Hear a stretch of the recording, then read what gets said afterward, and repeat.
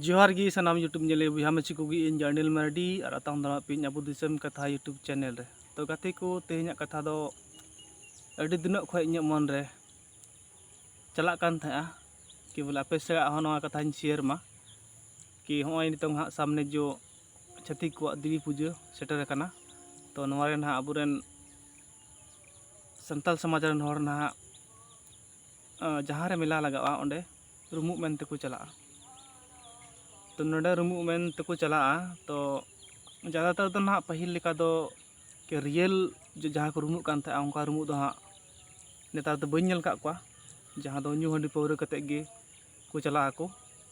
और आयमा लेखान ओंडे नुकसान हुयुक करा अबु संथाल समाज रे बेजेती हुयुक कना ओंडे चिदा जे अबु दो ओडे गेंद्रे से आयमा लेखान ओडे ओडे के चिको और कते बु चला कना तो इन जिज्ञासा और इन आपे कोठे बड़ा सना दिन कना कमेंट रा पे लया कि बोले अब सिदाय को चला हे कना रुमु जहाँ दो छत्तीक कुरन देवी बंगा ओना रा बु रुमु कना जहाँ दो धूप धुण को जरे का ओंडे अब चलो कना और बुन धूप बु जम दा मेनते तो इनान को बु चलाव कना और नित बु चला कान गया कि नवा तने सहिया तने गलता नवा दो आपे कमेंट रा ले पे कि बोले अब तंग चला लगती से बांग चला लगती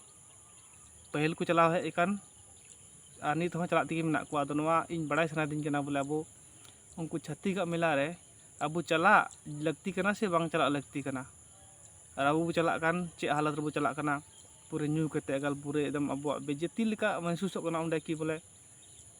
पूरे अब उनको दो दिकु छत्तीक को दो सपड़ा कते को चला कना अब तो जैसे तैसे बो चला कना एकालते न्यू हंडी पौर कते तो होना के कटी मछा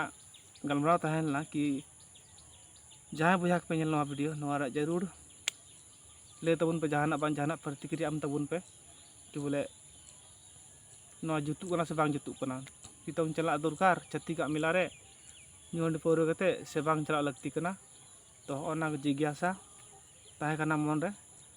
तो कमेंट तलाते ले तबन पे मा जतो दोहराते जोहार।